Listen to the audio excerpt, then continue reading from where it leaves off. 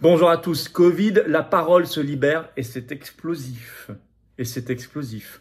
Si vous avez suivi mes vidéos ces derniers mois, vous savez que nous sommes entrés dans ce cycle de libération de la vérité, de révélation, qui doit précéder évidemment la vérité et la justice. La justice sera rendue. Je vais vous parler de choses tout à fait récentes, très concrètes, aux États-Unis qui ont fait beaucoup de bruit, mais aussi des études, comme on dit, des études scientifiques en haut de la hiérarchie de la preuve, qui disent maintenant des choses, écoutez, mieux vaut tard que jamais. Enfin bon, vous verrez, je vais vous expliquer tout cela. C'est important, d'autant que nos combats ne sont jamais terminés en France. Il y a les suspendus. On a célébré ce triste anniversaire des 500 jours des travailleurs suspendus, mais aussi parce qu'une fois qu'ils ont fait ça, on sait qu'ils peuvent le refaire. Donc il faut toujours être extraordinairement vigilant et bien s'assurer que maintenant tout le monde ait compris. Nous allons revenir sur ça dans cette vidéo, dans les secondes qui viennent. D'ici là, abonnez-vous à cette chaîne.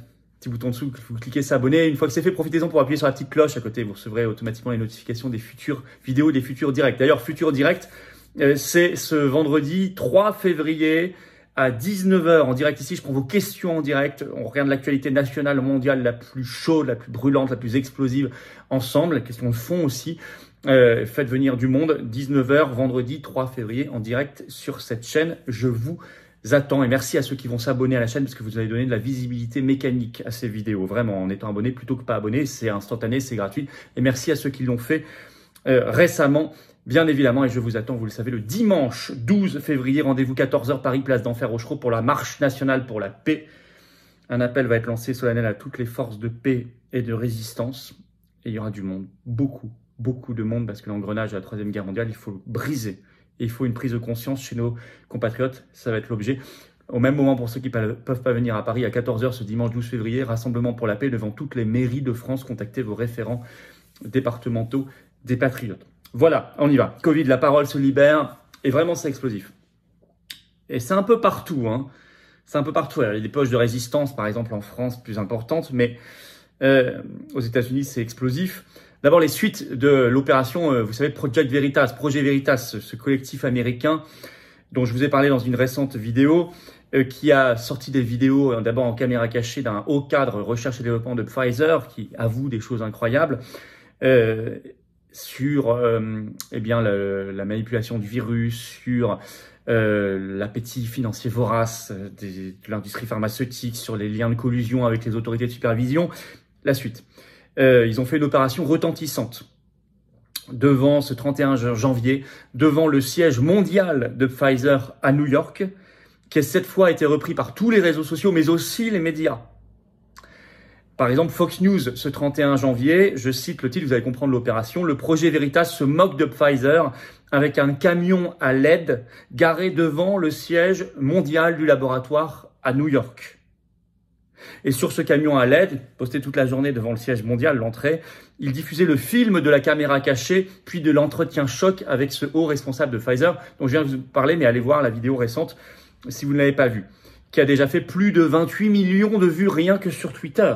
Phénomène mondial, record historique. Alors Fox News précise dans cet article d'ailleurs que, je cite, Pfizer n'a pas répondu lorsqu'on lui a demandé de réagir à la présence de ce camion à LED de projet Veritas. On comprend bien, ça les dérange énormément. Par ailleurs, les politiques américains, et je demande aux politiques français de s'en saisir, nous on le fait en tout cas, les politiques américains s'en emparent. Je vous avais déjà cité le sénateur républicain de Floride, Marco Rubio, qui a écrit à Bourla, le PDG de Pfizer, pour avoir des explications. Ce sont maintenant 16 parlementaires du Michigan qui ont écrit une lettre qui est mise en ligne également au PDG de Pfizer, Albert Bourla, on le sait par le compte Twitter de Projet Veritas ce 30 janvier, une lettre exigeant des réponses sur les propos tenus par le haut cadre de Pfizer dans cette vidéo. Et ça prend de l'ampleur. Elon Musk lui-même a fini par réagir, le nouveau patron et propriétaire de Twitter, ce 30 janvier. Il a en effet répondu à un utilisateur Twitter qui l'interpellait sur le fait que Twitter Japon continue d'invisibiliser, voire d'étiqueter les vidéos sur cette affaire du projet Veritas en japonais. Mais enfin, il suffit de traduire. Elon Musk a répondu « J'ai compris. J'ai compris. » 30 janvier. C'est vraiment à suivre parce que ça secoue le Landerneau, mais alors de manière extraordinaire. Si vous voulez la vérité, petite parenthèse, que je vais vous parler ensuite d'un autre très important événement aux États-Unis, puis en France. Eh bien, petite parenthèse, venez aux Patriotes. La vérité, elle vient pas toute seule, hein. Elle tombe pas du ciel comme ça. Il faut aller l'arracher, il faut aller la chercher. Ben, c'est une de nos missions, Patriotes. Voilà, la vérité pour les enquêtes, pour la justice. Et ça fait partie de nos belles valeurs avec la liberté, avec la souveraineté, la justice sociale aussi, la dignité humaine. Voilà, on se bat. On se bat pour nous et les générations qui viennent. Et les générations qui viennent ont droit à la vérité. Et ont droit à la justice, que justice soit faite. Je vous attends si vous n'êtes pas encore adhérent. Ou si vous avez adhéré il y a plus d'un an, vous n'êtes plus à jour, pensez à réadhérer. Adhérer ou réadhérer, c'est le même lien. C'est le premier lien sous la vidéo en description. Il y a également un lien en commentaire épinglé. Et vous verrez là, vous pouvez appuyer sur une petite fiche, mais sinon dans les dernières secondes aussi de la vidéo en cliquant sur l'écran. Vous avez l'embarras du choix. Vous pouvez également faire un don de soutien en Patriotes, nous permettant de financer nos actions passées et à venir sans aucun. On n'a rien reçu d'argent public. On n'a pas eu d'aide des banques, bien sûr. On fait. Le lien pour faire un don de soutien en Patriotes est le deuxième sous la vidéo en description. Les dons sont défiscalisés aux 2 tiers, hein, pour vous, hein, aux 2 tiers, comme l'adhésion et la réadhésion. Donc bravo, je vous attends. Bravo aux donateurs, aux adhérents, bienvenue aux nouveaux adhérents patriotes. Allez, là, je reprends. D'abord, cette affaire Projet Veritas, mais aussi maintenant un véritable mea culpa médiatique et scientifique. Alors là, c'est pas rien. Une tribune, c'est une première, hein, publiée ce 30 janvier dans le magazine d'actualité américain Newsweek, qui est un des plus gros mondiaux. Hein. C'est vraiment, Newsweek, ça date de 1933, le siège est à New York, enfin, c'est vraiment une institution. C'est lu chaque édition par des millions de personnes à travers le monde. Alors, c'est une tribune de Kevin Bass, qui est chercheur. Le titre, hein, c'est un mea culpa. Je cite le titre. « Il est temps que la communauté scientifique admette que nous avons eu tort sur le Covid et que cela a coûté des vies. » Je vais vous citer le tout début pour que vous compreniez la philosophie. Vous allez voir, c'est assez simple. En tant que chercheur, j'ai fermement soutenu, je cite, les efforts des autorités de santé publique en matière de Covid-19. Je croyais que les autorités avaient agi à la plus grande crise de santé publique de notre vie avec compassion, diligence et expertise scientifique. J'étais avec eux quand ils ont appelé à des confinements, à la vaccination, à des rappels. Et il ajoute, j'avais tort. Nous, en italique, dans la communauté scientifique, nous nous sommes trompés. Et cela a coûté des vies. Je n'ai jamais vu ça, hein. Surtout pas dans un titre aussi énorme. Je continue. Je peux maintenant voir, tout ça est en ligne, hein, que la communauté scientifique des CDC américaines, donc des autorités sanitaires, à l'OMS et la FDA américaine, et à leurs représentants, a exagéré à plusieurs reprises les preuves, a induit le public en erreur sur ses propres points de vue, et les politiques, y compris sur l'immunité naturelle et artificielle, les fermetures d'écoles, la transmission des maladies, la propagation des aérosols, les obligations. Tout cela était des erreurs scientifiques à l'époque, pas seulement avec le recul. Et ça, c'est très important comme phrase. Il dit bien, ce mea culpa, on pouvait savoir à l'époque, en temps réel, et pas simplement maintenant avec le recul 3 ans plus tard. Ça, c'est très, très important, notamment pour les procès. Ensuite, plus loin dans la tribune, il parle, je cite, de milliers, voire de millions de décès évitables. Il ajoute, nous avons violé l'autonomie de ceux qui étaient le plus touchés par ces politiques. Il parle, je cite, de censure sévère, de fortes voix scientifiques de renommée mondiale qui ont sonné l'alarme. Il cite par exemple Ioannidis, on en a parlé sur cette chaîne il y a longtemps, contre les confinements, mais aussi, on pourrait citer en France, professeur Raoult, professeur Perron et tant d'autres. Il ajoute, nous avons donné notre soutien à Fauci contre Trump, même quand il avait tort. Je vais vous citer un autre extrait, vous allez voir. Je cite. En étiquetant le discours d'opposition comme désinformation, entre guillemets, en le blâmant, parlant d'analphabétisme scientifique, d'ignorance, le gouvernement a conspiré avec Big Tech pour le supprimer de manière agressive, effaçant des préoccupations politiques valables d'opposants au gouvernement. Conspiration avec Big Tech, qui parle de réseaux sociaux qui ont tout censuré. Et il ajoute, je cite, « Nous avons élaboré une politique pour les gens sans les consulter. » Il y a tout. Honnêtement, il faut faire circuler cette tribune, c'est du jamais vu. Par un très grand titre de presse à résonance mondiale, comme Newsweek. Ça se détend d'ailleurs, dans la parole.